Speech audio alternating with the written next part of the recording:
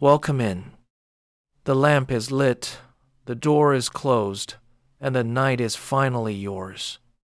Tonight, you step into one of the oldest stories human hands ever wrote down. A tale of two brothers, of a lie that set them against each other, and of the long, strange road the younger one walked to come home to himself. Scribes in Egypt set it on papyrus more than 3,000 years ago, and it has been waiting in the dark ever since, patient as all old stories are. If nights like this one help you loosen your grip on the day, a like or a follow is a kind way to say so, and it helps these stories find the people who need them. There is no debt in it either way. And if you would like to leave something behind before you drift, tell me what sound sends you to sleep at home. Rain on a window, a slow fan, a train far away, or a voice like this one. That is all the asking. Settle into the pillow, let your breath slow to its own pace, and let the day close its door behind you. The cattle have been asleep for hours, and you are lying in the warm straw among them, listening to the slow work of their breathing in the dark. You are the younger of two brothers, and this byre at the edge of your brother's fields is the safest place you know, so you let your eyes stay closed and let the night settle its weight across you. The mud walls are still giving back the last of the day's heat.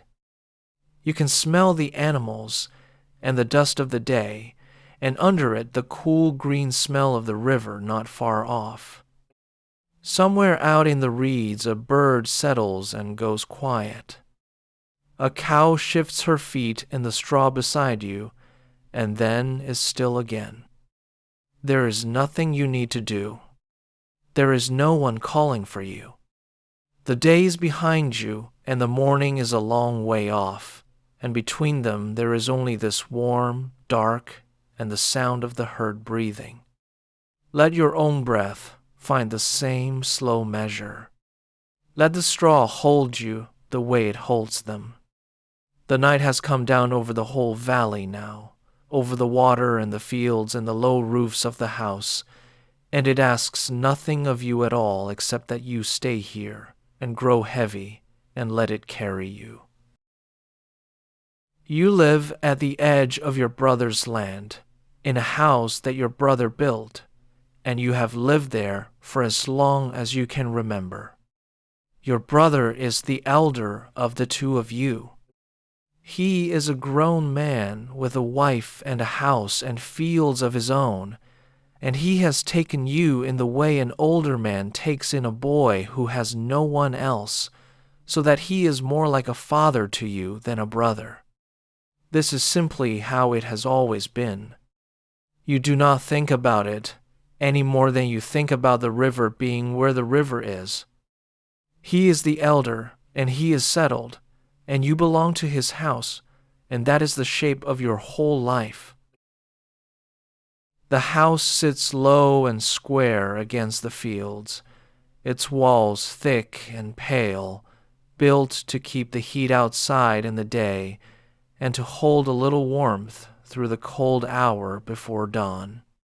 Behind it lie the fields your brother works, and beyond the fields the river, and beyond the river the pale line of the desert that you almost never think about.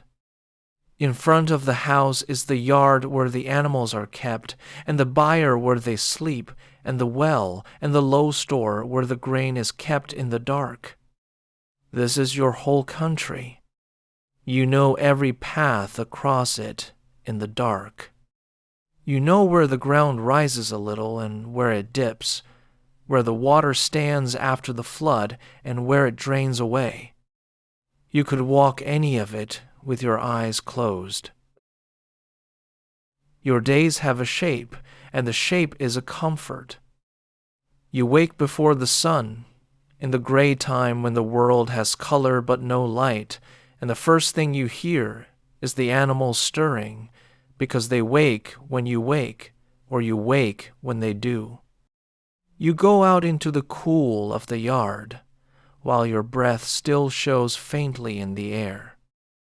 You loose the cattle from the byre and lead them out, and they follow you without being driven, because they know you and they trust the sound of your voice. You take them to water.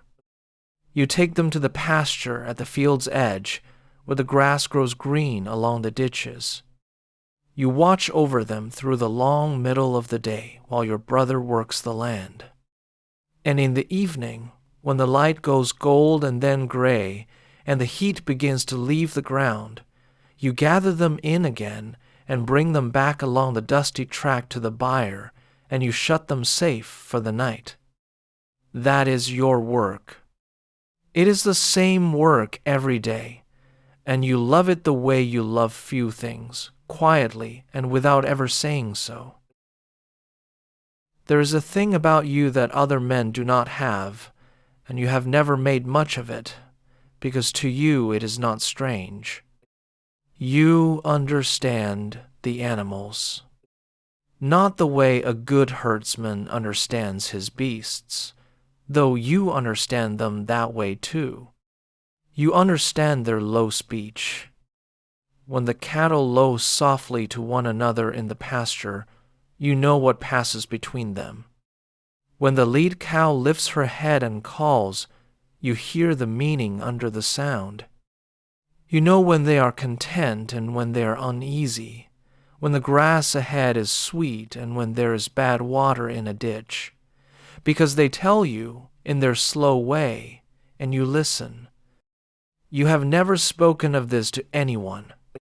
It is simply a thing that is true, the way it is true that you are strong, or that you are quiet. The animals know it about you. They come to your hand. A cow that will let no one else near her calf will stand still under your palm and let you touch the little one, because there is no fear in you and they can feel it.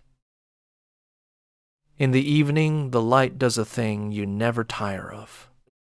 It goes from white to gold, and the long shadows come out across the fields, and the heat begins at last to lift off the ground. That is when you gather the herd. You do not have to gather them hard. You simply turn toward home and speak, and they fall in behind you, the big slow bodies of them swaying down the track in the low light, their breath loud, their hooves soft in the dust. The lead cow walks nearest to you, close by your shoulder, the way she always does. You bring them into the yard and into the byre, and you count them by their shapes in the dimness, and you shut the door on them for the night. Then you stand a moment in the cooling dark and listen to them settling, the shift and the long sigh of a herd lying down, and you feel the whole day come to rest inside you at the same time. There is no better hour than that one. The work is done, and everything you are keeping is safe, and the night is coming on. So the herd is easy under your care, and the days go by, one much like another, and you are content.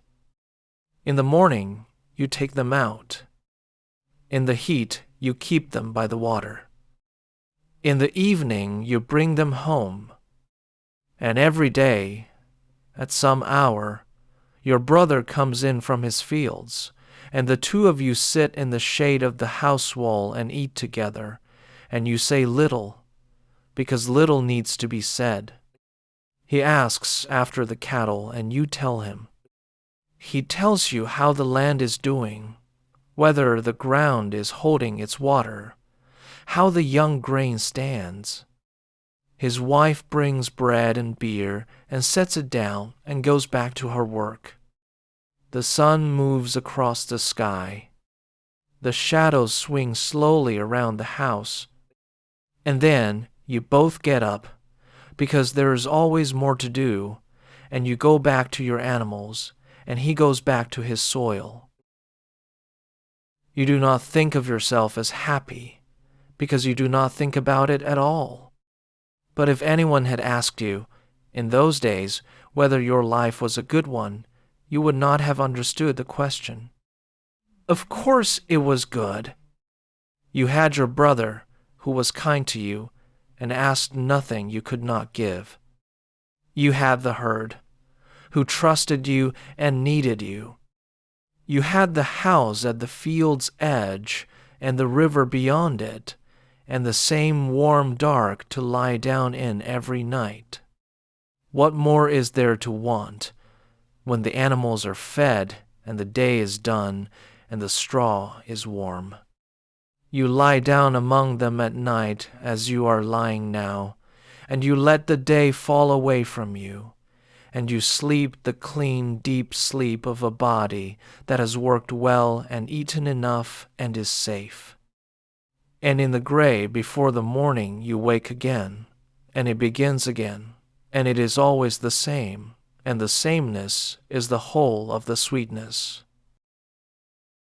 The elder brother, for his part, watches over you without ever letting you feel watched. He is a careful man and a patient one. He remembers you when you were small. He knows that you are quiet and that you feel things you do not say, and he leaves you the room to be yourself. When you do a thing well, he does not praise you loudly, but you can see it in the ease of his face. When you are troubled, he does not press you. He is the elder, and the house is his, and the trust between you runs both ways and needs no words. This is the world at the start of the story. Two brothers, a house, a herd, a river, and the long, slow turning of ordinary days. Hold it in your mind now, gently, the way you would hold something you did not want to wake. Because this is the peace, and the peace is real, and for now nothing in it is broken at all. There comes a season, every year, when the water has gone down and left the black soil soft and waiting, and it is time to open the ground for the seed.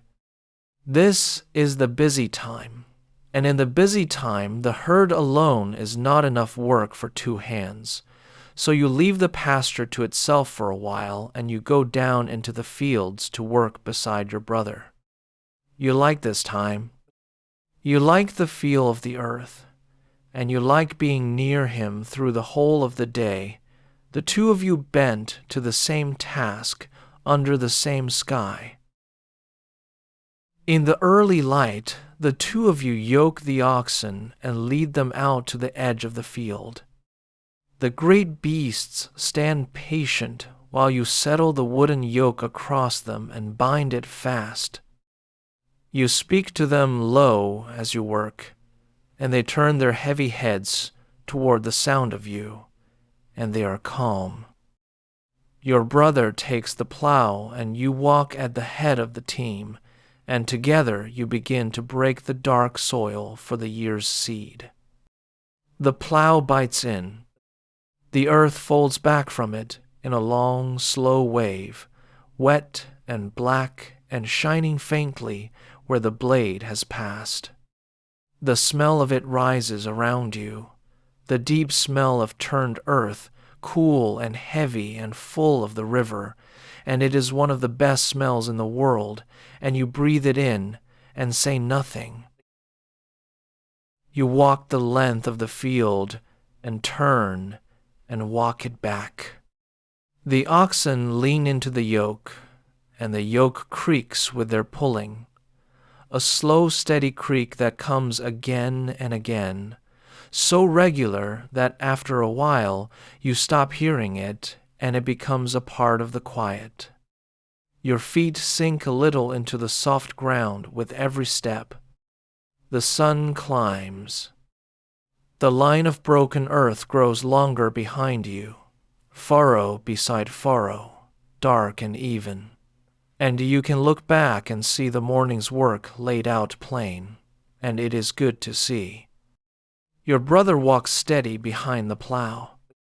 Now and then he speaks a word to the oxen, or to you, and now and then you answer, but mostly you go in silence, because the work makes its own kind of talk, and neither of you needs more. The oxen know their work as well as you know yours. They lean into the yoke together, matched, the near one and the off one, and they keep a slow, even pace that you learn to walk to. Their great shoulders roll. Their breath comes in long, warm gusts. Flies gather at their eyes, and you brush them away with a leafy branch as you walk, and they lean a little toward you, grateful in their dumb, patient way. You keep them straight along the line of the furrow, and where the ground is hard you speak them on, and where it is soft you let them ease. This is the oldest work there is.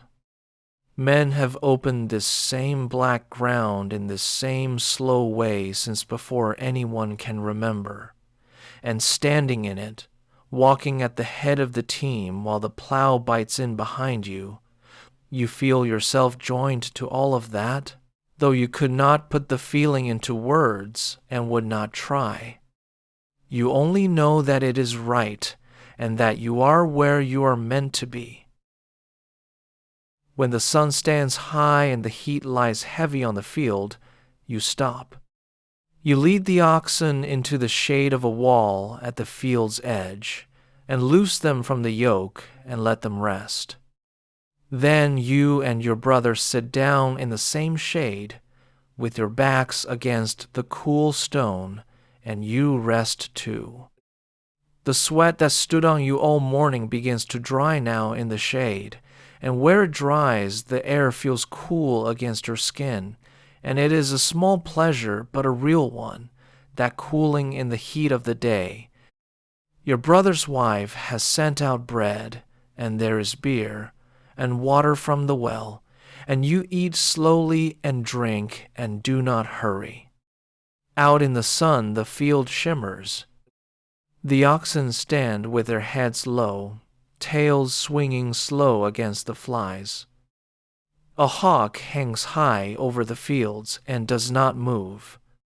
For a while nothing moves at all, and the two of you sit in the shade in the middle of the working day and let the heat pass over you. And it is enough simply to be still and be together and be tired in the good way. When you rise and go back to it, the field looks different in the afternoon light, longer somehow, the broken part and the unbroken part laid side by side, the dark and the pale. You take up your place at the head of the team again. The oxen sigh and lean in. The plow bites, and the two halves of the field, the done and the not yet done, trade a little more of their line with each pass you make, the dark slowly eating into the pale, furrow by furrow, until you can see that by evening, or by the day after, it will all be turned. There is a deep, quiet pleasure in that, in watching a wide task give way slowly to steady work. You do not rush it. Rushing would only tire the beasts and crook the furrows. You go at the pace the day allows, and you trust the pace, and the field comes in under it all the same. Then, because the day is long and the field is wide, you get up and go back to it. The afternoon is slower than the morning. The heat presses down and the oxen tire and you tire, but the work goes on, furrow after furrow, and the plowed ground spreads across the field. And so it goes for days, one much like another, opening the earth. This is the good hard rhythm of the season, and you are glad to be in it, glad of the ache in your shoulders at the end of the day, glad of the black earth under your feet and your brother close at hand. But there comes a day, well into the plowing, when the field is only half broken and the seed grain in the field runs low. You need more if you are to keep on, and the rest of it is back at the house, in the cool of the store where the grain is kept. Your brother straightens from the plow and looks at the little that is left, and he tells you to go back to the house and bring out more, so that the work need not stop. It is nothing. It is an errand you have run 100 times. The path home is the path you know best in all the world. So you take up an empty sack, and you leave the field and set off along the familiar track toward the house. The sun is high and the day is hot, and the road is dry, and the dust rises soft around your feet with every step. You walk without hurry. There is no need to hurry. You know the way, and the way is short, and your body is easy with the long habit of it. You think of nothing in particular as you go. You think, if you think at all, of the grain waiting cool in the dark of the store, and of carrying it back, and of the field, and of getting on. The reeds along the ditch stand still in the heat. The house shows pale ahead of you at the field's edge, low and quiet in the middle of the day. You carry your empty sack, and you walk toward it through the warm, bright air, thinking of nothing, at peace. Nothing in you feels the day turning. Why would it? It is only an errand, on an ordinary afternoon, in the middle of the working year, and you are only going home. You reach the house in the full heat of midday, when the light is white and the shadows have drawn in small and hard against the walls. The yard is quiet. The animals are out. Your brother is in the field behind you, and your brother's wife is sitting in the shade at the side of the house, out of the sun, alone, doing some small work with her hands, as women do in the heat of the day when the heavy work waits for evening. She looks up when she hears your step in the dust. You greet her the way you always do, plainly and with respect, because she is your brother's wife and the mistress of the house, and she answers you, and you go on past her toward the store, for you have come to work and not to talk. The store is a low building at the side of the yard, thick-walled and windowless, made to keep the grain dark and dry and cool. You push open the door and the cool comes out to meet you, the good, cool dark of a place the sun never enters, and you step inside. It takes your eyes a moment to find the shapes in the dimness. There is the grain, heaped and sacked, the whole store of the household's seed and bread, and the dry, dusty smell of it is all around you, close and clean.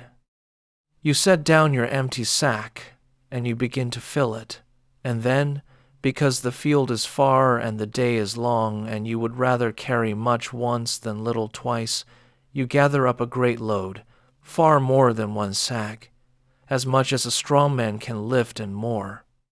You bend and take the weight up onto your shoulders, the full heavy load of grain, and you settle it and straighten under it, and it is a great deal, but you are strong, and you carry it easily, the way you carry everything, without seeming to strain.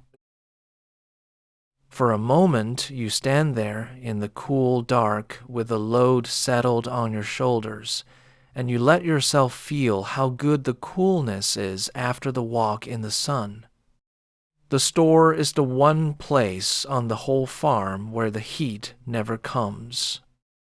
The air in it is old and still and dry, and it smells of grain and dust and the mud of the walls, and it is a smell that has meant plenty and safety to you all your life. You could stand there longer than you need to, just for the cool of it. You come back out of the dark of the store into the white light of the yard with the load on your shoulders, and your brother's wife is watching you. She has been watching, it seems, the whole time. She sees the ease of your strength, the way the great load sits light on you, the way you move under it without effort, and something in her changes as she watches, and she speaks to you. She says a soft thing to you, a low thing, out there alone in the quiet yard, a wish that she should not wish and that you cannot answer. And you stop where you are with the grain on your shoulders, and for a moment you do not understand, and then you do understand, and the understanding is like the cool of the store turned wrong. You do not grow angry. That is not in you. You speak to her gently, but you speak to her plainly, and you tell her no. You tell her that she is as a mother to you, and your brother as a father, being the elder, and that he has raised you, and that the thing she has said is a thing that cannot be and must not be, and that you will hear no more of it. You say it without heat and without cruelty, because you feel neither, only a kind of sorrow that the quiet yard is not quiet any longer. And when you have said it, you let it be. You do not throw it back at her. You do not make it larger than it is. You mean to carry no tale of it to anyone, not to your brother, not to the field, not to the buyer in the dark. You will hold it and let it fade, and let the house be the house again. So you tell her that too, quietly, standing there with the load still on your shoulders. You tell her that you will say nothing of this to anyone, ever, that it will be as though the words were never spoken in the yard at all.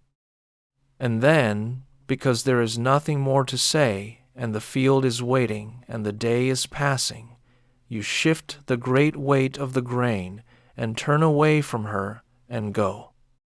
You walk back out of the yard into the open, into the heat and the dust and the plain bright afternoon, with the load steady on your shoulders and your face set toward the field. Behind you, the house falls quiet again. You do not look back. You mean to leave the small dark thing behind you in the yard, and to go back to your brother and to your work, and to the good simple rhythm of the plowing, as though nothing had happened at all. The load rides steady on your shoulders as you go, heavy and honest, and you are glad of the weight of it, because the weight gives you something plain to do. You settle it and walk. You feel the pull of it down your back and into your legs, and you match your steps to it, and the matching steadies you. The sun stands over the road. The dust lifts and falls around your feet. Off in the reeds, the small birds go about their business as though nothing in the world had changed, because in the world nothing has, only in one quiet yard behind you, and even there you mean to let it close over and be still. You keep your eyes on the field ahead and on the small figure of your brother in it, and you walk toward him the way you have walked toward that field 10,000 times, and with every step the house grows smaller at your back. And for a little while, as you walk, it almost seems that you can. The road is the same road. The reeds stand still in the heat. The sun is warm on your shoulders over the warm weight of the grain. Ahead of you the half-broken field waits, dark and open, with your brother small at the far end of it behind the patient oxen. You fix your eyes on him and on the work, and you let your breath go slow and steady with the rhythm of your walking, and you let the thing in the yard grow smaller and smaller behind you with every step. It is done. You said no, and you said it kindly, and you will carry no tale of it, and that, you think, is the end of it. You are a good man walking home along a road, you know, in the middle of an ordinary day, carrying grain to a waiting field, and you have done nothing wrong, and you mean no harm to anyone, and you want nothing except to get back to the work and let the quiet return. Hold that in your mind now, gently, as the road carries you on. You are walking back toward the field in the warm light, thinking it is over. And the afternoon lies wide and bright around you, and for now, on the road, it is peaceful still. You come back to the field in the heat of the afternoon with the grain heavy on your shoulders, and your brother straightens from the plow when he sees you, and you set the load down at the field's edge where the seed is kept. The sack settles into the dust with a soft, heavy sound, and a little pale cloud of chaff lifts from it and hangs a moment in the bright air before it drifts back down. You say nothing of the yard. You do the thing you told yourself you would do. You let it be as though the words were never spoken, and you take up your place at the head of the oxen, and the work closes over the small dark hour the way still water closes over a dropped stone. The furrows lengthen. The sun leans toward the west. The oxen lean into the yoke, and the earth turns up dark and moist behind the share, and the smell of it rises around you, cool and heavy and good. And the afternoon carries you both on toward evening, the two of you bent to the same old task under the same wide sky, and for you the day is only a day again. But a house is its own country, and while you are far off in the field, there is another afternoon going on inside the pale walls at the field's edge, and you know nothing of it. This is the way it is with houses. They hold their own hours. And in the quiet of that house, alone, out of the sun, your brother's wife sits with the thing she said still hanging in the air of the yard where you left it, and she is afraid. The rooms are dim and cool around her. The light comes in low and yellow through the high small windows, and lies in long bars across the swept floor, and dust turns slowly in it, and outside a single dove calls and falls silent, and there is no one to hear her breathing but herself. She is afraid because she spoke, and because you refused her, and because you are gentle, but you are not a fool, and she does not know what a gentle man does with a thing like that once he is carrying it. She thinks of the evening coming. She thinks of the two of you sitting down together in the shade of the wall as you always do, and of what your face might say even if your mouth says nothing, and of her husband watching the both of you across the bread. The fear works in her through the long white middle of the day, and fear, when it has nowhere to go, does not sit still. It looks for something to do. And what it finds for her to do is a small and terrible thing, quietly arranged, in the hours before the light begins to fail. She does not raise her voice or run to the field. She does it slowly, in the cool of the house, with her own hands. She makes the rooms look wrong.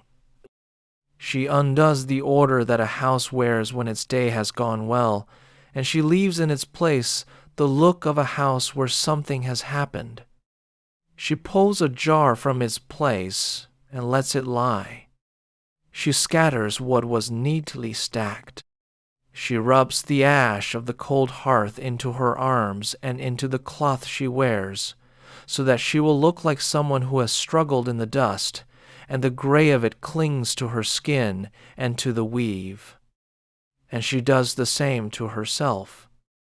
She arranges herself to seem like someone who has been hurt, someone who has had to fight and has lost, and she lies down in the dimness to wait, holding the false hurt about her like a borrowed cloak, so that when her husband comes in from his fields in the failing light, the first thing he will see is a wronged woman, and the wrong will already have a shape, and the shape will point away from her.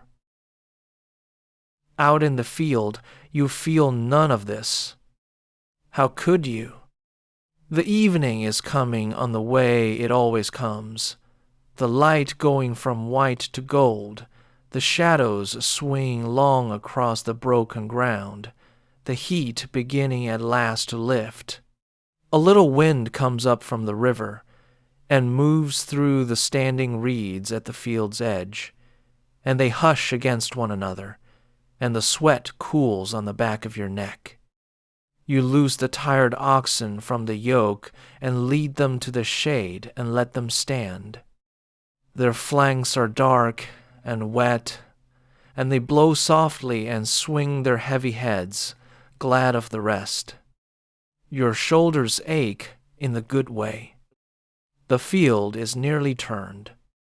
You are thinking, if you are thinking at all, of the buyer and the herd, and the warm dark waiting at the end of the day, and the small hour in the yard has grown so far behind you that it is almost gone.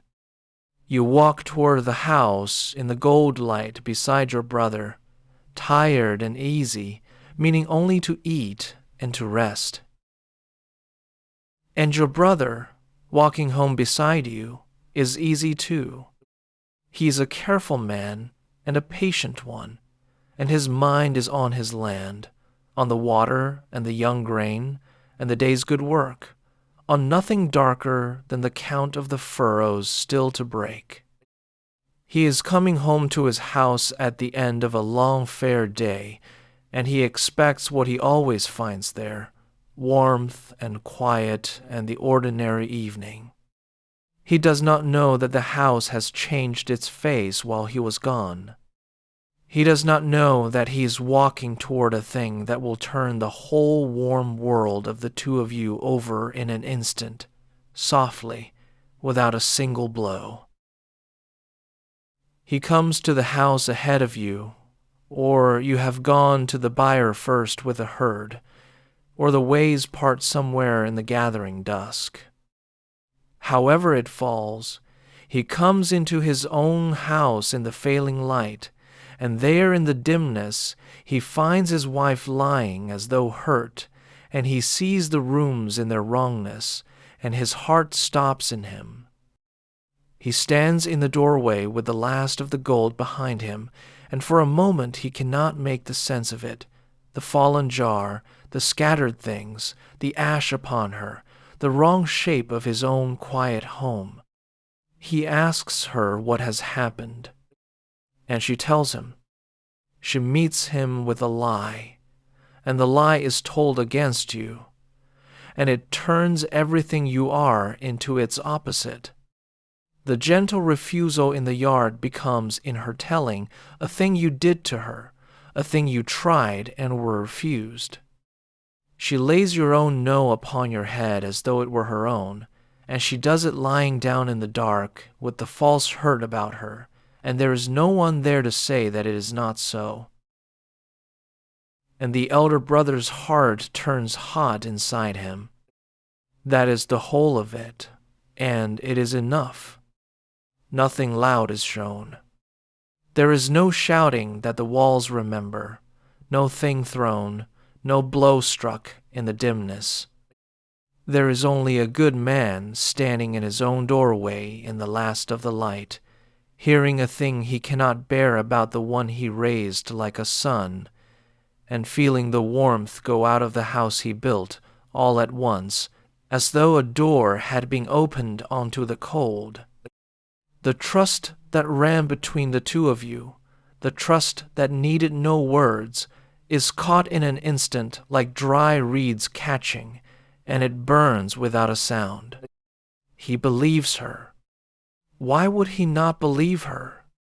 She is his wife, and she is lying there hurt, and you are not present to be looked at, and the truth is out in the dark somewhere with the herd, and cannot speak for itself. So the house that was safe is not safe now, and none of it has made a sound that carried past the walls. Out in the yard, the light is nearly gone. The first stars are coming. The evening has the same soft look it always has, the same cooling air, the same smell of river and dust, and nothing in the wide, quiet world shows the smallest sign that anything has changed. The reeds stand still. The well is dark. The path from the pasture lies empty in the dusk, waiting for the herd that is not yet come.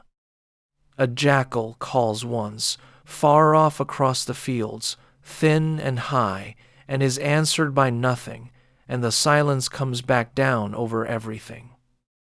And you, out on that path in the last of the gold with your cattle around you, are walking home toward all of it, unhurried, at peace, hearing nothing but the breath of the herd and the soft fall of their hooves in the dust. Hold there a moment in the hush before they come. The day is nearly done. The house waits, changed.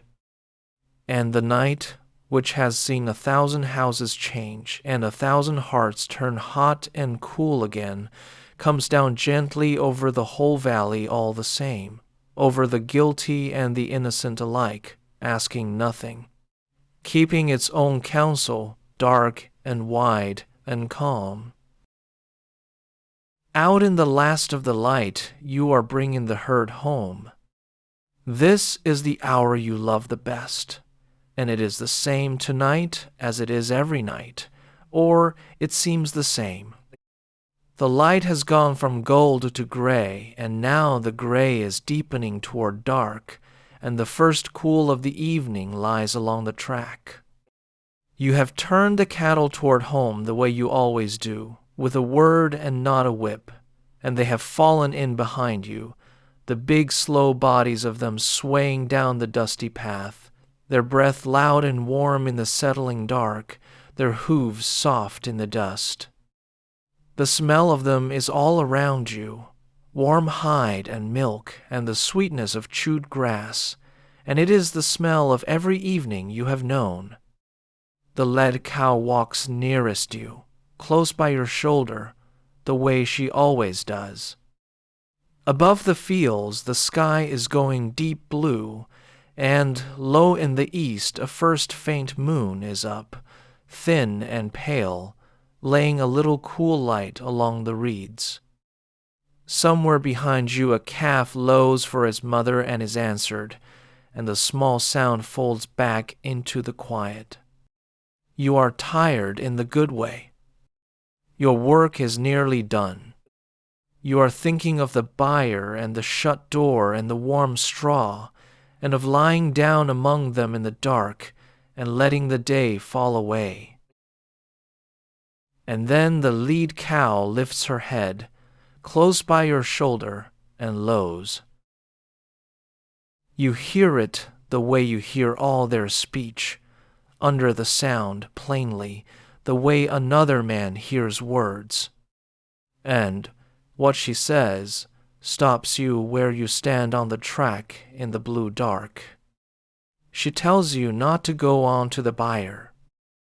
She tells you that a thing is waiting for you there behind the stable door. In the dark of the yard you have walked into safe 10,000 times. She tells you that your brother is standing there in the shadow with his heart turned hot and a blade in his hand, meaning you harm, waiting for you to come in trusting out of the night the way you come in every night. She has seen it in the way the animals see things, and she lows it to you low and urgent, close against your ear, because she is yours, and she will not let you walk into the dark unwarned. You do not cry out. That is not in you, and there's no time for it, and crying out would carry on the still air to the yard ahead. You stand very still for one long breath on the moonlit track with the herd breathing around you and the thin light lying on the reeds, and you understand. You feel the cool air on your face and the ground steady under your feet, and the whole quiet evening seems to hold itself around you and wait. You understand it all at once and completely, the way you understood the wrongness in the yard at noon, only larger now and colder. The house is not safe. The one who raised you like a father is waiting for you in the dark, with his heart gone hot on a lie. And if you walk in as you always walk in, the day that began in warm straw will end there behind the stable door, and no one will ever hear the whole of the truth of it. So you turn. You do it quietly, the way you do everything. You do not run at the herd or scatter them. You lay your hand for a moment on the lead cow's warm neck once, in thanks and in farewell, because she has given you your life and you know it, and there is no time to say so.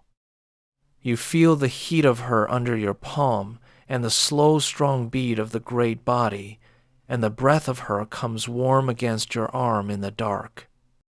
She stands and lets you touch her, calm as she always is under your hand, and then you take your hand away. You look once toward the low, dark shape of the house at the field's edge, the house that was yours, and you do not go to it.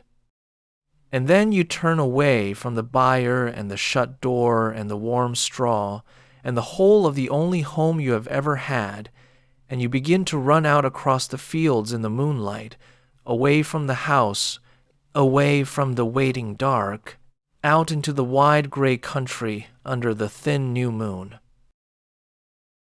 The running is not the hard, loud running of a man in terror. It cannot be that, and it is not.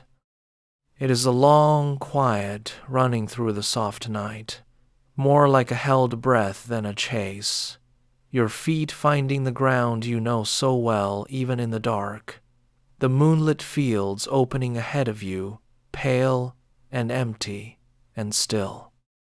The grass is cool and wet against your legs. The night air is cool in your chest. You run the way a strong young man runs, who has run these fields all his life, easily, evenly, your breath coming long and steady, the low dark line of the house falling away behind you, the wide country taking you in. The reeds part before you and close behind you. A heron startles up from a ditch as you pass and lifts away pale and silent into the dark, and then there is nothing again but you and the open fields. The moon lays its little light along the tops of the grass and along the still surface of the ditches, and the whole valley lies open and quiet and enormous around you, and you run out into the middle of it, small and swift and alone. You know this ground. That is the thing that keeps you whole in the dark. Every dip and rise of it is under your feet the way the words of the animals are under their sounds, and you do not have to look to know where the ditch runs and where the ground goes soft and where a low bank waits to be taken in stride. Your body knows the way without asking your mind. It has walked here 10,000 times behind the herd, in the gray of morning and the gold of evening, and now it runs the same ground under the moon and does not stumble. The cool, wet grass whispers past your legs. The dust of the day is laid by the damp of the night. So there is no dust to rise and mark your going, only the soft give of the earth and the quiet parting of the reeds. And with every stride, the fear in you loosens a little more, because the country is with you, and the country has always been kind. Behind you, somewhere in the dark by the stable door, your brother waits and does not know that the herd came home without you, or knows it only slowly, and comes out into the yard at last to look for you in the dark, and finds the cattle standing patient and their keeper gone. Perhaps he understands then, in some part of himself, that the animals warned you, because you have always had that about you, and he has always half known it. Perhaps he begins, out there in the empty yard, to feel the first cool touch of a doubt he did not have a moment ago. But that is behind you, far behind you already, and falling further, and you do not look back to see. You keep your face to the open country, and you run. And the night is with you as you go. The dark is not against you tonight. It is the same warm dark that has held you every night of your life, the same wide, friendly dark of the valley, and it opens to let you through and closes softly behind you and gives no sign of where you have gone. The moon is thin and does not tell on you. The reeds stand and do not point the way. You run through the cool grass under the pale sky, and the running itself begins, strangely, to feel almost like rest, the long, even rhythm of it, the breath and the footfall and the sliding by of the dim fields, until the house is gone from behind you altogether, and there is only the country and the night and the small, tireless motion of your body carrying you on through it. You do not know yet where you are going. You only know that you are going, out and away, under the moon, through the wide sleeping fields, and that for now, in the running, you are safe, and the night has you, and it will not give you up. You cannot run forever, and you know it. And somewhere in the wide dark, with the breath at last beginning to burn in you, and the low sound of pursuit somewhere behind, you do the only thing left to you. You call out. You call, as you run, to the sun.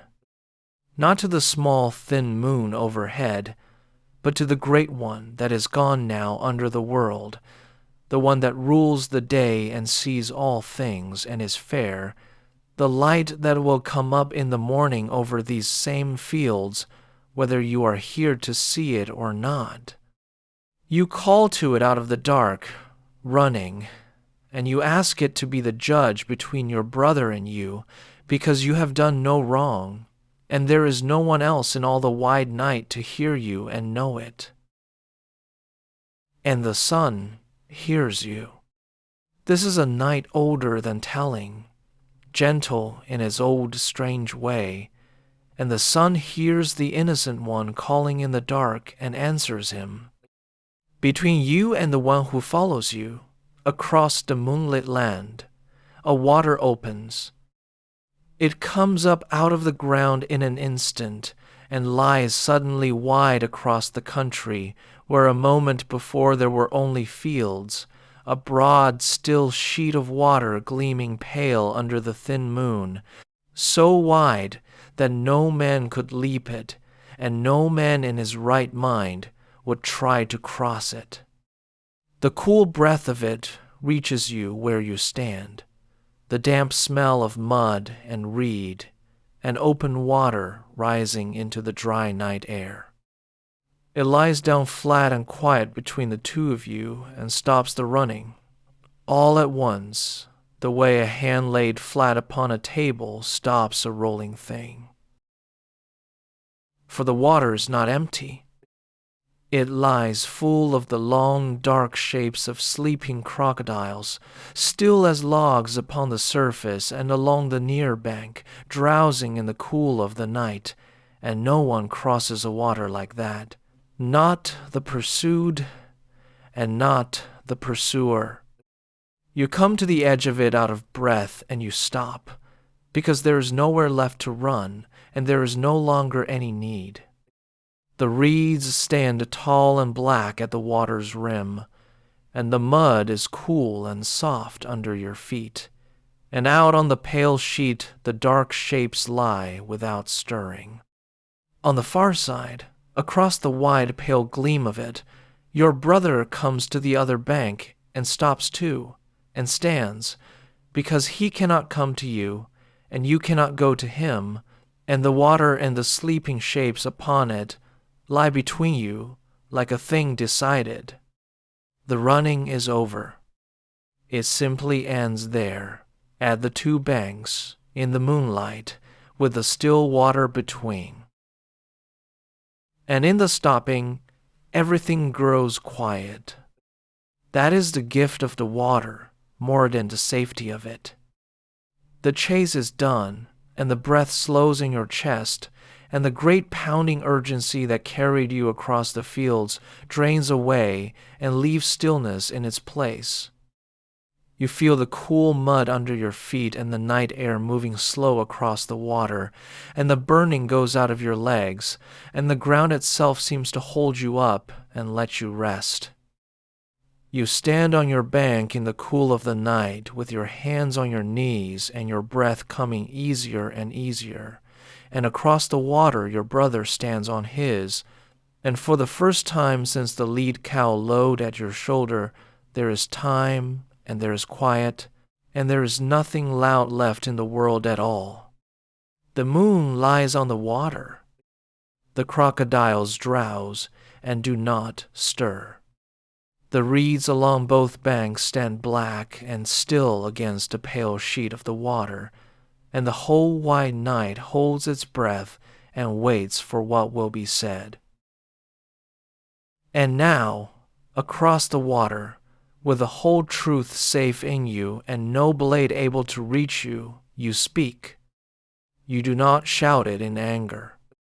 You are too tired for anger, and anger was never in you, and the water has taken the fear away and left only the plain thing that is true. You tell him, calmly, across the still water, in the moonlight, you tell your brother the whole of the day from its beginning, the errand and the grain and the cool of the store, the thing that was said to you in the yard, and the thing you said back, gently and plainly, and how you refused it, and how you meant to carry no tale of it to anyone, least of all to him, because you would not wound him with it. You tell it simply and in order, leaving nothing out and adding nothing, and your voice goes out low over the water in the quiet, and carries to the far bank where he stands and listens. The water carries the sound the way still water does, clear and unhurried, so that every word reaches him whole across the dark. And to show him that you speak no lie, you give him a plain sign. You do a quiet thing there on the bank, in his sight, a hard and simple thing that a man does not do lightly, and you let him see it done. It is a sign he cannot mistake, a proof laid down in the open between you, and when it is done, you stand quiet again and let the truth of it lie there in the moonlight for him to look at across the water. You ask nothing more of him. You have said what is true and shown that it is true, and the rest is his to carry now, not yours. Across the water your brother stands very still and takes it in, and slowly, in the quiet, you can feel the change come over him, though he is far off and the light is thin.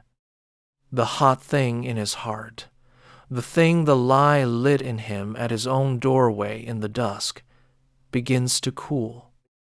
He hears the plainness in your voice, and he sees the sign you have given, and he knows you, after all, better than he knew the lie, because he raised you, and he has watched you all your life, and there was never any harm in you that he could find. The truth reaches him across the water, the way the water reached the ground, all at once and wide. And on his far bank in the moonlight he grieves. Not loudly.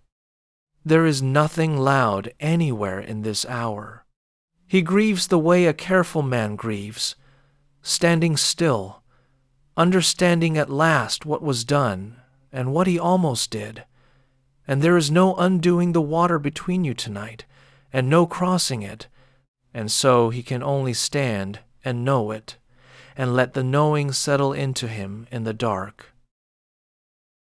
So the two of you stand there, a brother on each bank, the still water and its sleeping shapes lying calm between, and neither of you can reach the other, and for tonight that is not a cruelty but a mercy, because it has stopped everything and made a quiet in which the truth could be spoken and heard.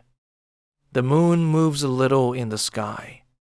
The water lies flat and pale and does not stir. The crocodiles sleep. A little wind comes down the length of the water and stirs the reeds along both banks, and they lean and whisper and settle again, and the surface wrinkles once and goes smooth. Somewhere far off a night, bird calls once and falls silent, and the sound of the water itself comes up at last into the stillness, the small, ceaseless voice of it lapping softly at the reeds along both banks, so quiet that only now, with everything else gone still, can it be heard at all? You stand and listen to it. Your breath has come all the way back to slow and even. The fear is gone, and the running is gone, and the lie is spoken through and undone, and what is left between the two of you across the water is only sorrow, which is quieter than fear, and truth, which is quieter still. The night lies wide and calm over the water and the fields and the two brothers on their far banks, and it asks nothing of any of you now, only that you stand a while in the moonlight and grow still and listen to the water in the dark. You stand a long while on your bank in the moonlight before you speak again, and when you do, your voice is quiet across the water, and it is settled the way a thing is settled when it has been thought all the way through. You tell your brother that you cannot come home. Not tonight, and not tomorrow, and not for a long time after that. You tell him that the house at the field's edge is not yours to go back to now, that too much has passed through it in this one day, and that you will go away instead, far away, to a place where none of this can follow you. You say it gently, so that he will not think it is spite, because it is not spite. It is only the plain shape of what must happen. The night is quiet enough now for plain things to be said and heard, and so you say it, and across the water he stands and listens, and does not argue, because in his heart he knows it is true.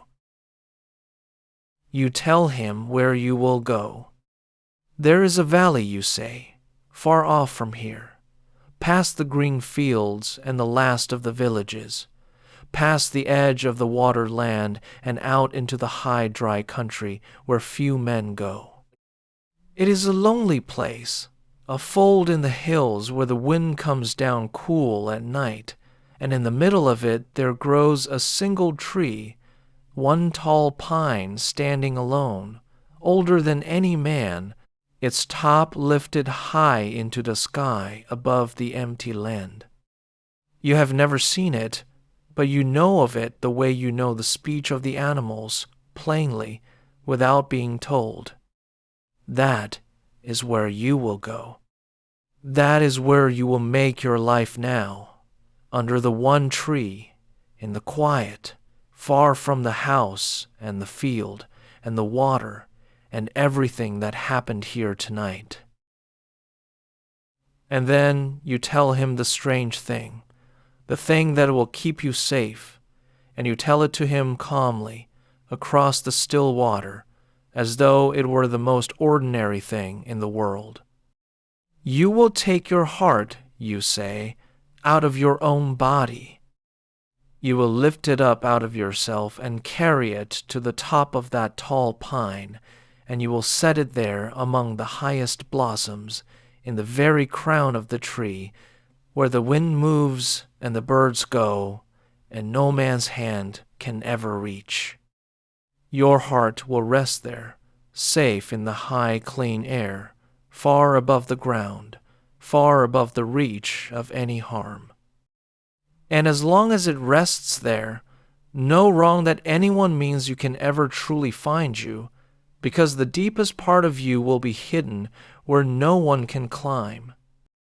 It is a thing beyond the ways of ordinary men, and yet on this night, this old, strange, gentle night, it does not sound strange at all. It sounds like a man laying down something precious in a high, safe place before he goes to sleep. But a thing set so high can fall, and you know it, and so you give your brother a sign to watch for. Listen, you tell him. There will come a day, perhaps far off, when the tree is shaken, or when some harm reaches the crown of it, and my heart falls from its place. If that day comes, you will know it, though you are a whole world away, and this is how. You will be sitting in your house at evening, you tell him, and you will lift your cup to drink, a cup of beer poured out fresh and clear as it always is, and the beer in your hand will cloud. It will go thick and troubled and foam up over the rim of the cup without cause, and you will see it, and you will know. That is the sign. When the beer clouds in your hand, my heart has fallen, and I have need of you. And then you tell him, you must not wait. You must take up your sandals and your staff and come. You must come to the valley of the one tree, however far it is and however long the road, and you must search until you find my heart where it has fallen, and lift it and set it right, and I will live again. He hears all of this across the water in the moonlight, and he takes it into himself, and he does not laugh at it, and he does not weep aloud, though the grief is in him. He only nods, slowly, the way a careful man nods when he is committing a thing to memory that he must never forget. The cup, he says, back to you across the water, so that you will know he has it. The clouded beer.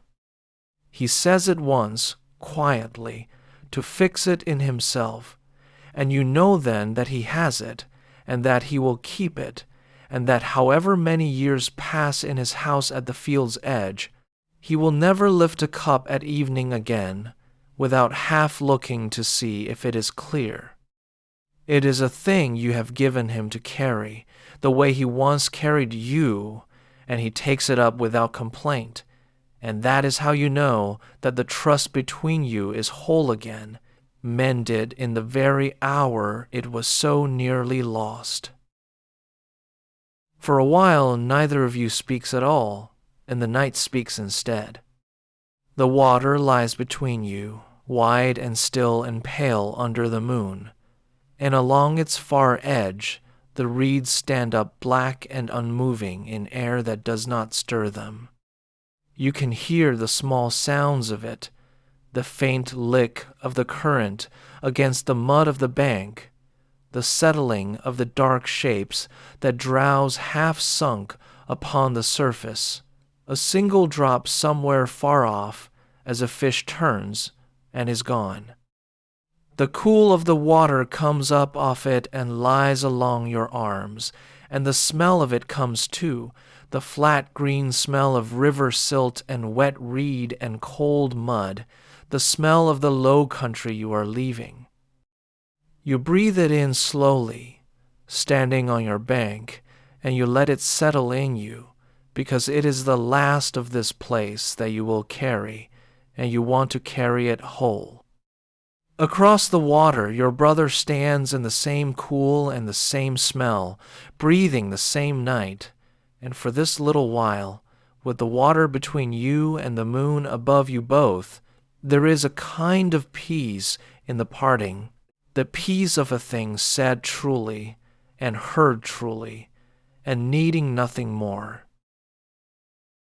And so you part. There is no crossing the water, not tonight, with the dark shapes drowsing upon it and the cool of it lying between you, and there is no need to cross it. You have said the truth, and he has heard it, and you have given him the sign, and he has taken it, and there is nothing left to do but go. You lift your hand to him across the water once in the moonlight, and he lifts his to you, and the two of you stand a moment more with your hands raised in the pale light, a brother on each bank, saying the whole of a farewell without a single further word. Then you turn from the water, and he turns from it too, and you go your separate ways into the wide dark, he toward the low house at the field's edge that waits for him, changed and quiet, and you toward the far country and the one tree, out into the country you have never seen. He walks home slowly under the thin moon, along the paths he has walked all his life, and the fields lie pale and empty around him, and the house rises up dark at the end of the track. He has much to set right there, and he knows it, and he does not hurry toward it. There is the wife who lied to him in the dusk, and there is the grief he carries now for the brother he has driven out. And there is the long quiet of a house that will never again be quite the warm, easy place it was this morning. He goes in and he sets it in order, in his own careful way, the jar lifted and the scattered things gathered and the wrong made as right as a man can make it once it is done. But the deepest ordering is inside him, and that he does slowly over the long night and the days after, learning to live in a house from which the best thing has walked away into the dark for his sake. And you go the other way, out and out, away from the fields and the water and the only home you have known, walking now instead of running, for there is no one behind you any longer and nothing to flee, only a long road ahead and a far quiet place at the end of it. The moon lies low now, and the first gray of the coming morning is a long way off still, and the country opens before you, dry and pale and enormous under the fading stars. You walk into it easily, the way you do everything, your breath slow and even, your heart, for now, still safe within you, ready to be lifted high and hidden the moment you come at last to the tree. Behind you, the water closes its account and grows still. Ahead of you, the dark hills wait, and somewhere among them, tall and alone, the one pine stands with its crown lifted into the night, waiting for you to come and give it the keeping of your heart. You come to the valley at the end of many days of walking, and the moment you see the tree you know that you have found the place. It stands just as you knew it would, alone in the fold of the dry hills, one tall pine lifted high above the empty land, its dark crown moving a little in the wind that comes down cool off the heights. There is nothing else. There are no fields here and no houses, no roads and no smoke. Only the hills going up pale and bare on either side, and the one tree in the middle of it all, and a spring of clear cold water rising quietly at its foot. You stand at the mouth of the valley in the late light, and you look at it a long time, and something in you that has been tight since the led cow lowed at your shoulder lets go at last, and you understand that you are safe now, and far, and that here, if anywhere, the long night can finally give way to rest. You do the thing you told your brother you would do. You go to the tree, and you take your heart up out of yourself, gently, and you carry it to the crown, and you set it there among the highest blossoms in the clean high air, far above the ground, far above the reach of any hand. And when it is done, you feel no less alive for it, only safer, the deepest part of you lifted up out of harm's way and kept where the wind and the birds keep it. Then you come down and you make your life at the foot of the tree, in the quiet, under the moving branches, and the days begin to pass over you slow, and even as the water rising in the spring. It is a small life, and a good one. You build yourself a place to shelter in the lee of the hill, out of the wind, and you learn the valley the way you once learned the fields, every dip and stone of it, where the spring runs coldest, and where the sun lies longest, and where the wind comes down at dusk.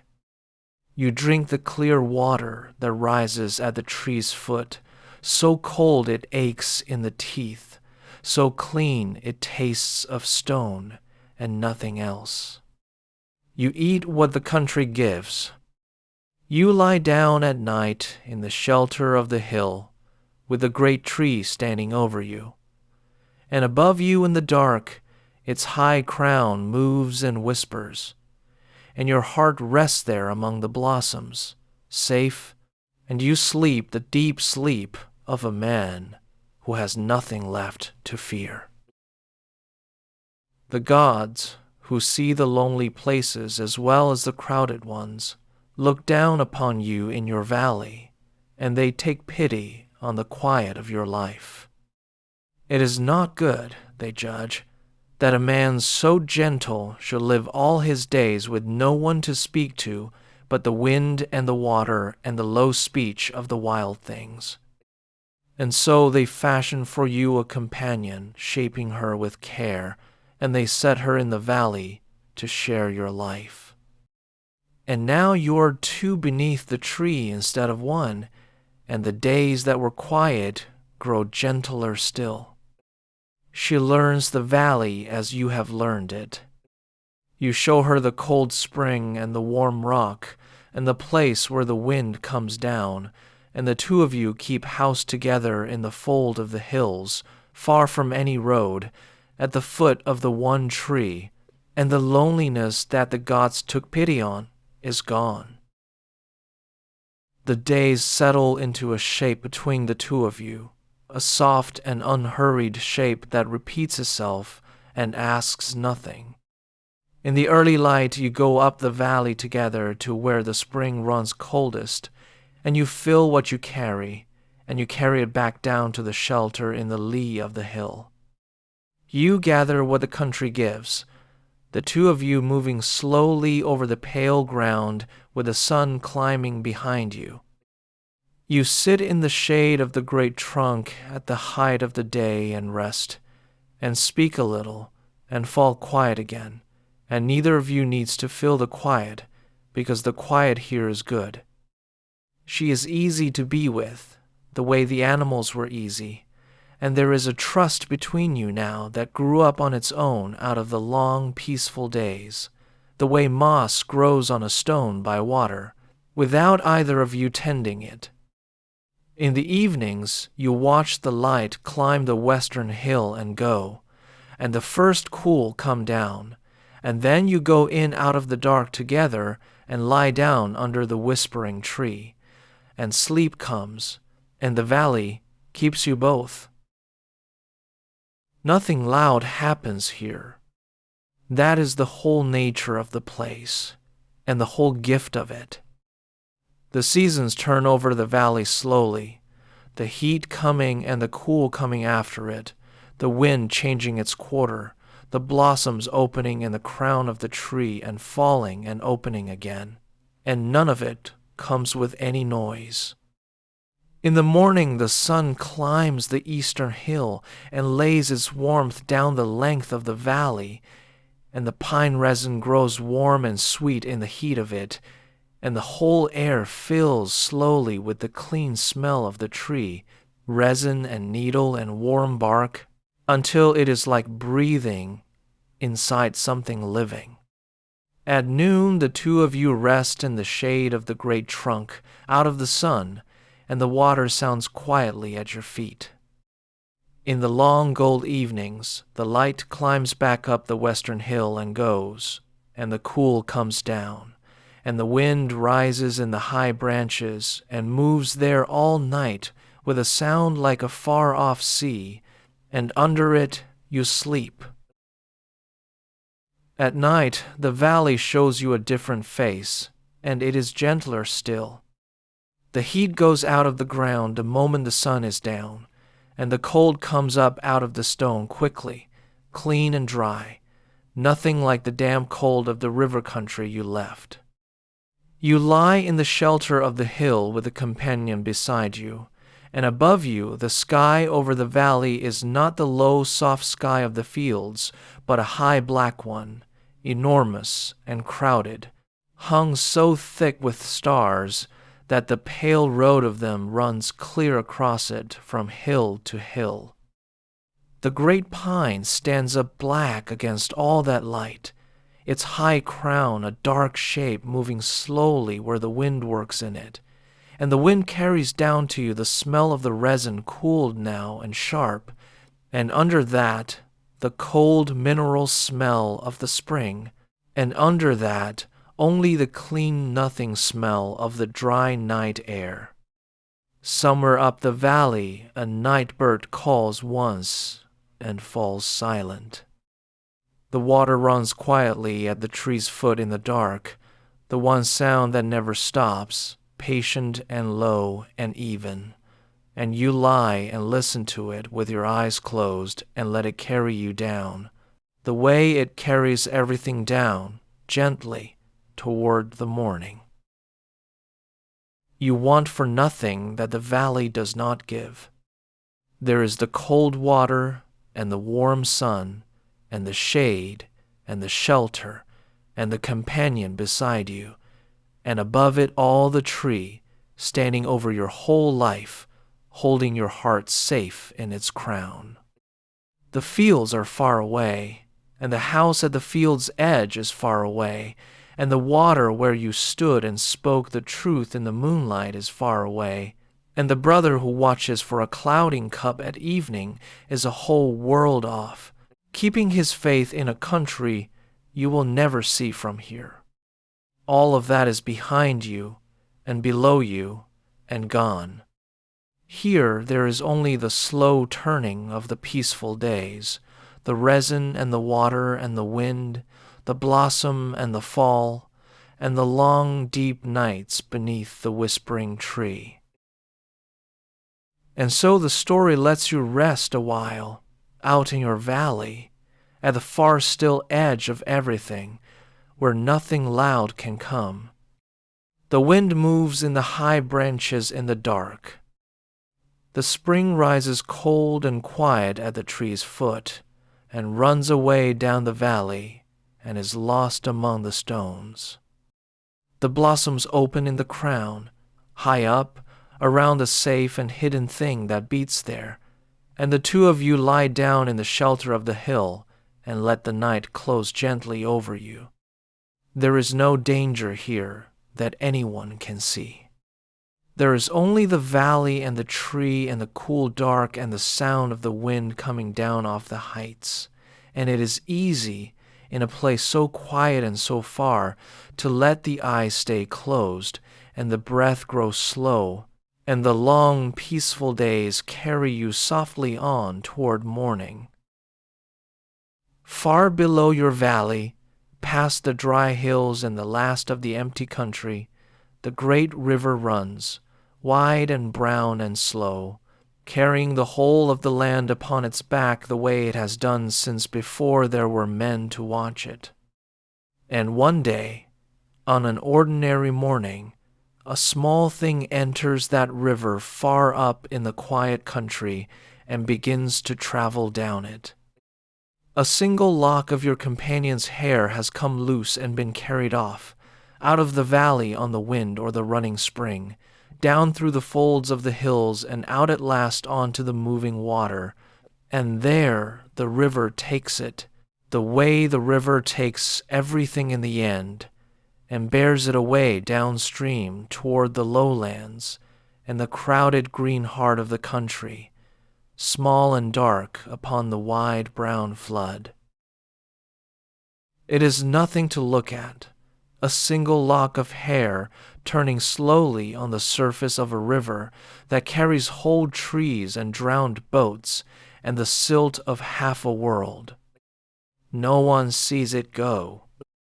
It travels day and night, unhurried, on the broad back of the water, past the reed banks and the mud flats and the villages that come down to drink, past the fishermen out in the gray of morning who never once look down and see it pass. The river carries it the way it carries a leaf, without knowing and without caring, on and on through the long days, out of the high dry south and down into the low rich land, where the water spreads wide and the fields lie green on either side, and the great house of the king stands among its gardens by the shining bend of the flood. Think how far it goes, and how quietly. It passes under the moon at night and under the sun by day, turning, sinking a little, and rising again, borne always downward toward the sea it will never reach. It passes the places where women kneel at the water's edge to fill their jars, and they do not see it.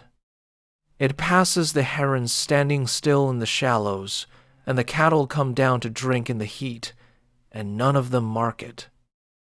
It slips through the long green country where the river braids and spreads and gathers itself again, past town after town asleep along the banks, and never once does it catch or sink or come to rest, as though the water itself were carrying it on purpose, gently, toward the one place it is meant to go. All that long way it keeps the sweetness that came off you and your valley, and the sweetness does not fade, and the river bears it down and down through the sleeping land toward the house of the king. Follow it a little way, if you like, before sleep takes you, for there is nothing in the following but rest. Watch it turn on the broad brown back of the flood in the first gray of a morning, small and dark and easy, riding the slow muscle of the current down the middle of the stream. The banks go by on either side, low and green and half awake, the reeds leaning out over their own reflections, the mist lying in long soft ribbons on the water and burning off as the light comes up. A heron lifts from a mud bar without a sound and folds itself away downstream. The river widens and narrows and widens again, and the little lock of hair rides all of it, never catching, never sinking, borne on and on past the drinking places and the sleeping towns, while the sweetness it carries hangs faint and strange above the water. The days pass over it, and the nights pass over it, and still it comes down, down out of the high country and into the low, unhurried, certain, as though the whole wide river, were only a road laid out to bring one small thing to one certain door. And there, at last, the little thing comes ashore. It is at the washing place of the king's own house that the river gives it up, the stone steps that go down into the water where the linen of the palace is washed. The washers are there in the morning as they always are, treading and beating the great white lengths of cloth in the shallows, and the current brings the lock of hair in among the linen and leaves it there, caught in the wet folds, and they do not even see it. But they know, before long, that something has changed, because the water itself has changed. A scent has come into it. It rises off the river at the washing place, sweet and strange, and unlike anything the land has ever smelled, and it goes into the linen with the water, deep into the weave of it, so that when the great white cloths are lifted and wrung and carried up dripping to the house, they carry the scent up with them. And so the scent comes into the palace. It comes in the folded linen, into the cool stone rooms, into the bed of the king himself, and it will not wash out, and it will not fade. Day after day the linen is scrubbed and beaten in the river and hung to dry and carried in, and day after day it smells of that far sweet strange thing, and the whole house begins to smell of it, until the king cannot lie down at night without breathing it, a scent from nowhere, a scent from no flower that grows in all his gardens, a scent from the wild high country he has never seen. The washers are questioned and can say nothing. They wash as they have always washed, in the same river, and yet the linen comes up sweet, and no one in all the house can say why or from where. The king is a man who has everything the land can give, and he finds that he cannot rest. The scent works in him the way a half-remembered thing works in a man, a longing he cannot name and cannot reach the bottom of, waking him in the night, following him through his days. He does not know what it is that he wants.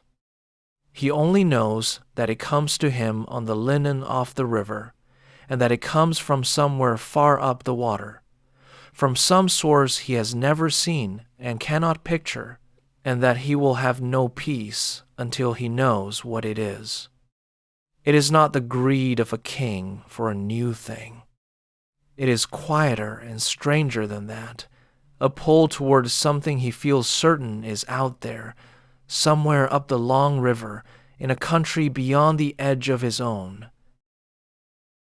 And so he does the thing a king can do. He sends out his messengers. He calls them, and he tells them of the scent, as much as a man can tell of a scent, and he sends them out from the house and up the river to find where such a thing could begin. They go by boat against the current, and they go on foot along the banks, out of the green lowland and up into the drier country, asking in the villages, following the water toward its far quiet sources, seeking a place from which a smell like that could come down onto the flood. They are patient men, and the country is wide, and they go slowly, and the search spreads out ahead of them into the hills like water finding its way, up and up, toward the high folds of the land where few men ever go. But all of this is far off, and it is gentle, and it does not reach you where you lie. Up in your valley the tree stands as it has always stood, and the spring rises cold at its foot, and the blossoms open in the high crown around the safe and hidden thing that beats there, and neither you nor your companion knows that a single lock of hair has gone down onto the river, or that a scent has troubled a king in a house you will never see, or that patient men are even now beginning to make their slow way up the water toward the mouth of your valley. The wind comes down off the heights at evening the way it always comes. The resin warms in the sun and cools in the dark.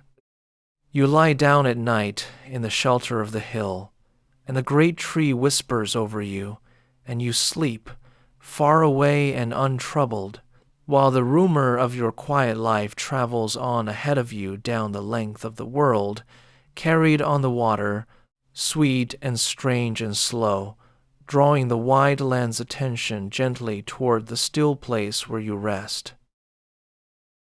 Somewhere in the turning of the seasons, on a day the story does not dwell on, the thing you set a sign against comes quietly to pass. The tree is shaken. High in the crown, among the blossoms where you hid the deepest part of yourself, your heart is loosed from its place and falls, and falls, and comes at last to the ground. There is no cry and no struggle. Far off in the shelter of the hill you only grow still, the way a lamp grows still when the last of the oil is gone, your breath going long and then longer and then not coming at all, and you sink down into a sleep deeper than any sleep the valley ever gave you. The wind still moves in the high branches. The spring still rises cold at the tree's foot and runs away among the stones. But you lie quiet now beneath it all, gone somewhere past the reach of the cool dark and the whispering tree, and the valley keeps you the way the earth keeps a seed through the long dry part of the year, holding you, waiting, giving no sign of what it holds. And far away, a whole world off, down the length of the river and out at the green edge of the low country, your brother sits in his house at evening. The day's work is behind him. The light has gone gold and then gray beyond the door, and the cattle are driven in and settled, and the small sounds of the house have quieted one by one the way they do when a day lets go of itself. He is a careful man, and his habits are old and worn smooth, and one of them is this: he does not lift a cup at evening without half looking to see that it is clear. He has done it for years now, ever since a night by a wide still water, when a brother across the moonlit flood gave him a thing to carry. Most evenings the beer is clear, and he drinks and thinks little of it, and the looking has worn down into something his hands do without his mind. But on this evening he lifts the cup, and the beer inside it is not clear. It clouds as he watches. It goes thick and troubled in his hand, the way water goes when silt is stirred up from the bottom of a still pool, and then it foams, rising and working over the rim of the cup without cause, without heat, without anything in all the quiet room to trouble it. He does not startle. He does not cry out. He only sets the cup down slowly on the table before him and looks at it, and the old sigh, carried all these years, comes up whole in him at once, and he knows. The beer has clouded. The heart has fallen. Across the whole width of the world his brother has need of him, and the hour he has half waited for through every clear cup of all these long evenings has come at last and found him ready. And so he rises. There is no haste in him, because haste is not his way and never was, and because he understands that the road ahead is long, and that a man does not run a road like that. He takes up his sandals and binds them on. He takes up his staff from beside the door. He looks once around the low house that has been his whole life, the house at the field's edge, and then he steps out of it into the dusk and turns his face toward the far country, toward the high dry hills he has never seen, toward the one valley and the one tree that a brother named to him once across still water. He does not know the way. He knows only the direction, up the river, up and up toward the sources, and for a patient man that is enough, and he goes. The road is long, longer than any journey he has ever made, and he walks it the way he does everything, steadily, at an even pace, letting the miles come to him rather than chasing them down. He goes up along the river against its slow brown current. He passes through the green low country and then out of it, through town after town asleep along the banks, through villages where a dog barks once and settles, and the lamps show yellow in the doorways at dusk and go out one by one as he passes on. He walks in the cool of the morning and rests in the shade at the height of the day and walks again in the gold of the evening. The dust of the road works into the creases of his feet and the hem of his cloak and the grain of his staff. The country changes slowly around him, the green thinning and the fields falling behind, the land going dry and pale and open, the hills rising up ahead where before there was only the flat shine of the flood. He asks his way in the villages when there is anyone to ask, and he follows the water when there is not, and always he goes up, toward the high country, toward the fold in the hills that he carries in him like a thing remembered, though he has never once seen it. And one day, at the end of all that walking, the hills close in around him, and the green is wholly gone, and the river has narrowed to a bright cold thread, and he comes to the mouth of a valley, and in the middle of it, alone, tall above the empty land, there stands a single pine. He knows it at once. It is the tree his brother named. He comes into the valley slowly, and he finds the shelter in the lee of the hill, empty now, and the cold spring rising at the tree's foot, and no one there at all, and he understands that he has come to the right place, and that his brother is here somewhere, fallen, waiting to be found. And so he begins to look. The looking is a long thing, and there is no hurry in it, and this is the strange peace at the heart of it. He does not tear at the valley or dig at it in a fever. He searches it the way a careful man searches, patiently, a little each day, going over the ground beneath the tree and around it, turning the stones, parting the dry grass, running his hands through the cold shallows of the spring where a small fallen thing might lodge. The heart is a little thing, and the valley is wide, and a whole season goes by and he has not found it, and he does not despair, because despair is not his way. He builds himself a place to shelter, and he drinks the cold spring water, and he eats what the country gives, and every day he searches, and the seasons turn over him as they turn over the valley, the heat coming, and the cool coming after it, the blossoms opening high in the crown of the tree, and falling and opening again.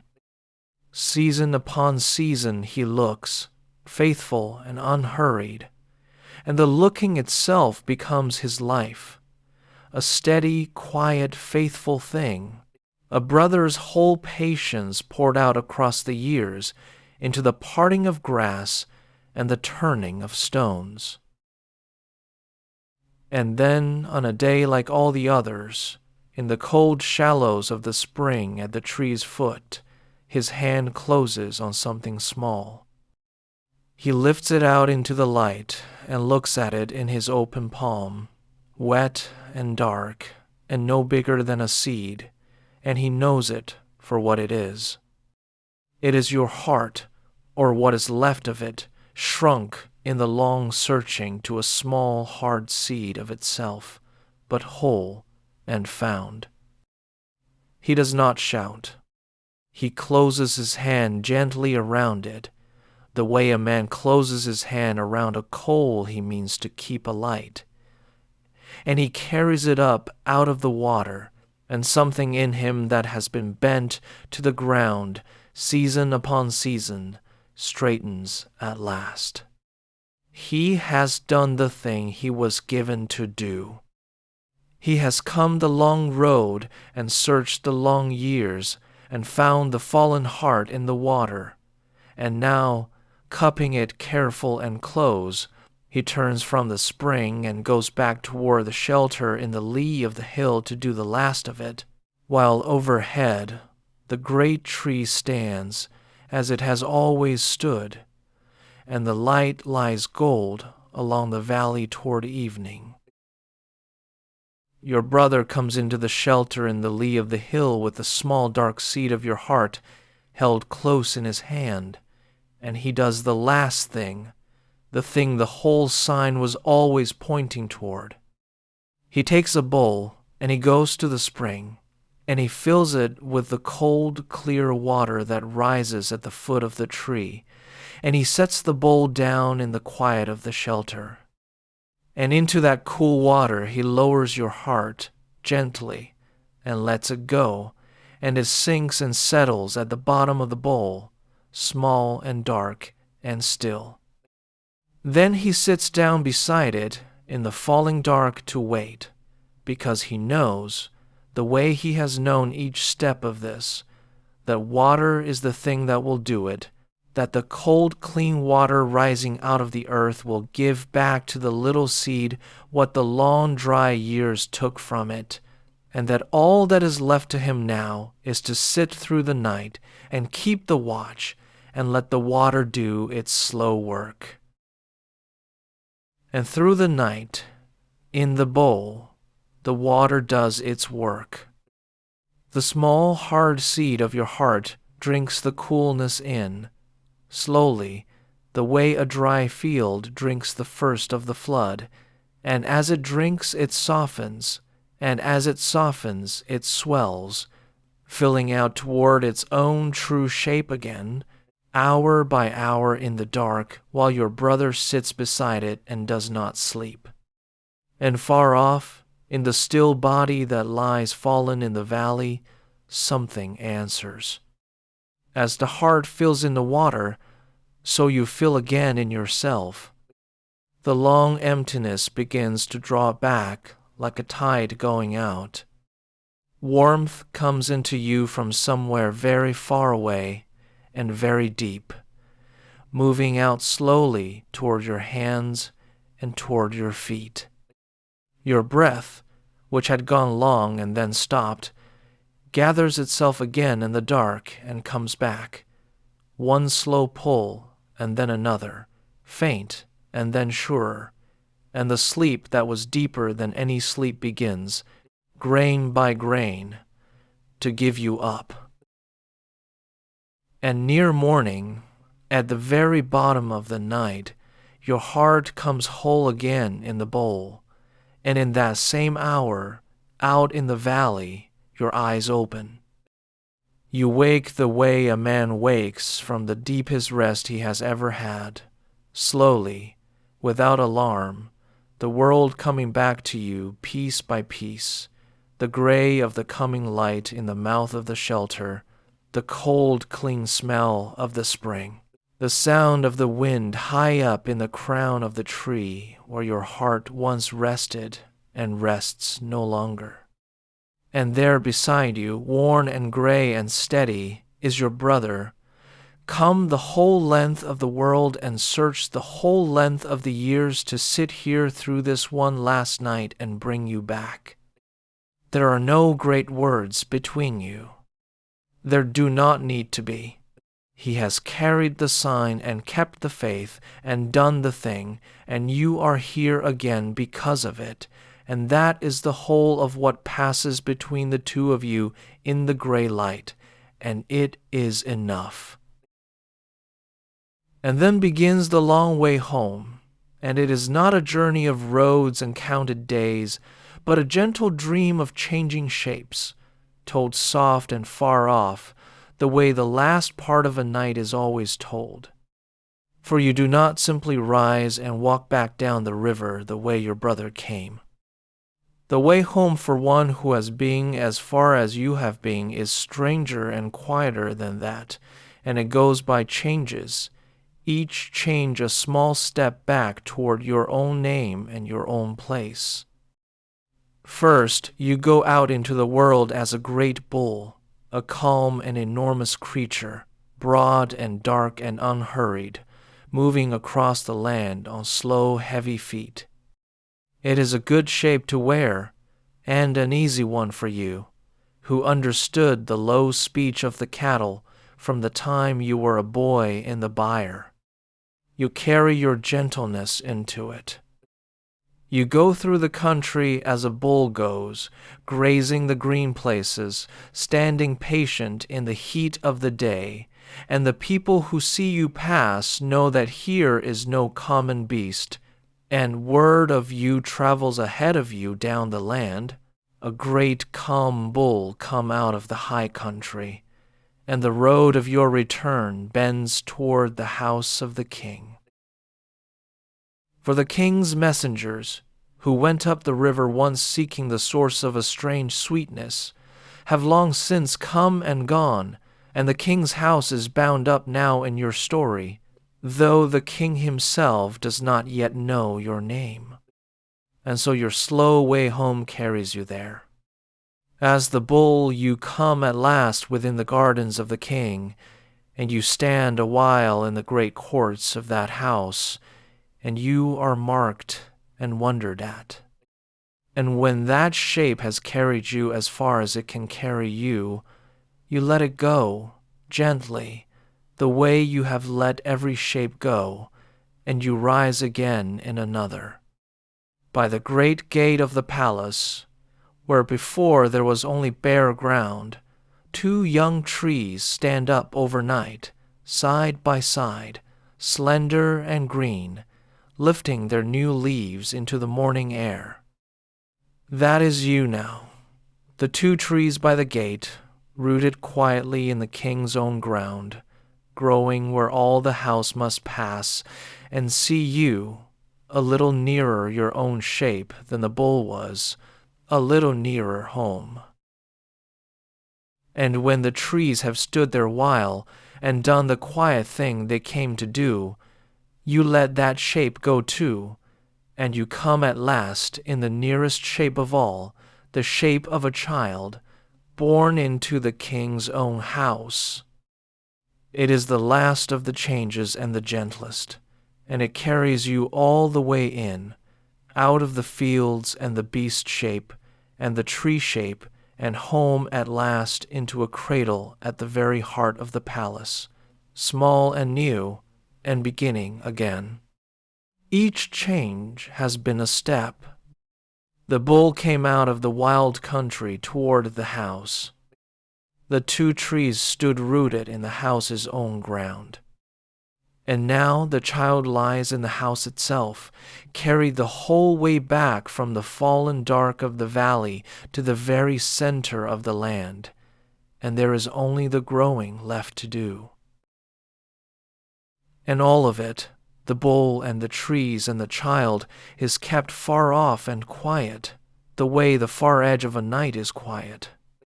There is no struggle in any of it, and no fear. It is only the patient return of one who could not, in the end, be truly lost, because the deepest part of him was hidden safe, and then found again, and set right by a faithful hand. You move home through the world by soft degrees, wearing one shape and setting it down and taking up the next, drawing always nearer to your own name. And the listener, drifting now toward morning, need hold none of it tightly. Let the great bull go by in the green country. Let the 2 trees stand a night by the gate. Let the child be born into the quiet house. Each is only a step, and each step is homeward, and the whole slow, strange journey of it asks nothing of you, but that you follow it a little way with your eyes closed, and let it carry you, as it carries the one who walks it, gently on toward the light. Behind you now the valley falls away and grows small. The tree still stands in it, tall and alone above the empty land, its crown moving in the wind, emptied of the thing it kept so long. The cold spring still rises at its foot and runs away among the stones, and the bowl of water that gave you back sits quiet in the shelter in the lee of the hill. Your brother has turned his own face homeward again, down the long river the way he came, his task done and his faith kept, carrying nothing now but the ease of a man who searched season upon season and found what he was looking for. And you go home ahead of him by your stranger road, shape after gentle shape, nearer and nearer to your own place, while the night thins toward gray, and the last dark loosens its hold, and the story turns, without any haste at all, toward the throne and the morning that are waiting at the end of it. The child born into the king's house grows, as children grow, quietly and surely, through the seasons of a peaceful house. And with the growing, the last of the strangeness falls away, and you become wholly yourself again, no longer a bull in the green country or 2 trees by the gate or a nameless child in a great cradle, but a man, whole and grown, standing at last in your own true shape in the heart of the land. And in the fullness of time it is known who you are. The story of you comes out, the whole of it, the house at the field's edge, and the wrong done in the cool of the storehouse, and the false word told in the dusk, and the long flight, and the wide still water, and the tree, and the valley, and the fallen heart, and the faithful, searching all of it, told and understood at last. You are known for who you are, and for all that has been carried and endured, and the land, knowing it, gives you your place. And your place is the throne. For the shape the story has been moving toward all this long night, without ever once saying so, is a king, and the king it has been making is you. You take up the rule of the land, not by seizing it, and not by any loud thing, but the way everything in your story has come to you, quietly, in its own time, as the plain right shape of what must happen. The double crown of the country comes to rest on the head of the younger brother from the byre at the field's edge, the boy who understood the low speech of the animals, the man who lifted his own heart up into a tree rather than answer a wrong with a wrong. All the long way you have come, out of the warm straw among the cattle to the high seat of the whole land, and now you sit in it, and the country is yours to keep. And the first thing you do with it is set the old wrong quietly to rights. You do not do it in anger, for the anger went out of you long ago, across a wide water in the moonlight, and never came back. You do it the way you have done everything, plainly and without heat, naming what was true and what was not, so that the false word told against you in the dusk of that far-off day is undone at last and laid to rest, and the harm that walked into a safe house is walked back out of it.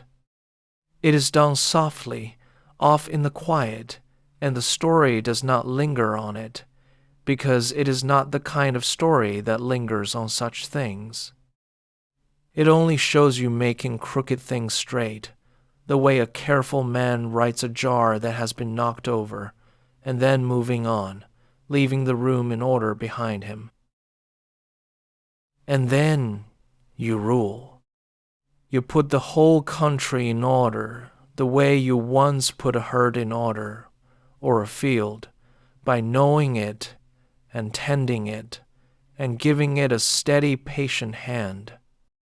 The gentleness that you carry through every shape, through the bull and the trees and the child, through the buyer and the flight, and the long still years beneath the tree, you carry now into the rule of the land, and the land is the better for it. You are not a hard king or a loud one. You are the same man you always were, the one the animals trusted, the one who would carry no tale and mean no harm, only lifted up now to where that gentleness can spread out over a whole people. The country settles under you the way a house settles at evening, when the right person is home in it, quietly, gratefully, into peace. And you do not sit in it alone. For all the length of this night, the story has held two brothers apart, first by a wrong, and then by a wide water, and then by the whole width of the world, and now, at the end, it brings them back together, and this is the thing it has most wanted all along to do. You send for your brother. You bring the elder brother, who searched for your heart season upon season, and found it, and set it in the water, and sat through the last dark night to bring you back, up out of the low house at the field's edge, and into the house of the king. And you name him your heir, the one who will come after you, so that the two of you are joined again, not as you were before, but wholly, the trust between you mended past all breaking, and set now at the very center of the land. The younger on the throne, and the elder beside him, the two brothers together again, and the long grievance of the night healed all the way through, as though it had never been. And now, at the very end, the story goes home. It leaves the throne and the great house behind, and it goes back the whole way it came, back down the river and out to the green edge of the low country, back to the fields where it began, to the house at the field's edge and the byre beside it, and the cattle drowsing in the straw. And there, over those same fields, the morning comes. The night that carried you all this long way, out of the straw and through the wrong and the water and the tree and the valley and the fallen heart and the changing shapes and home at last to the throne, that whole long night is over now, and the first gray light of the day is coming up soft over the low country in the east.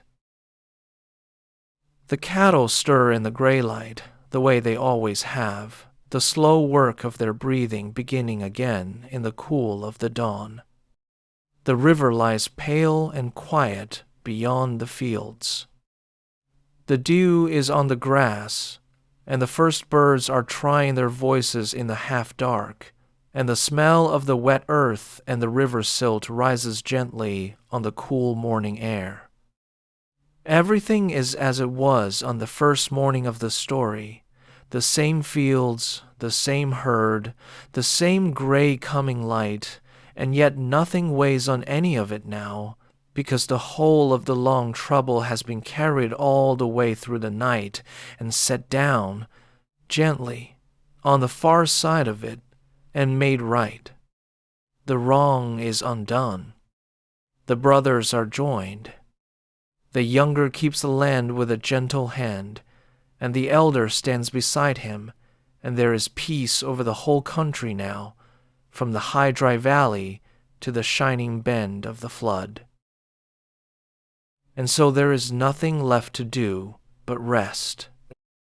The story has come the whole way round, from the warm straw of the byre where it began, to these same fields at first light where it ends, and it asks nothing more of you. Let the throne and the great house grow faint. Let the two brothers stand together in the morning of a land at peace, and let them stand there without your watching. The night is over, and it ended, as the best nights do, in safety and in mourning, with every hard thing set down and every parted thing brought home. Lie still now wherever you are, and let the last of it go, the fields and the light and the drowsing cattle and the two brothers and the whole long gentle journey of the night, and let the coming morning find you already deep in the rest you have been drifting toward all this while. All is well. All is home. Sleep now, and let the day begin without you.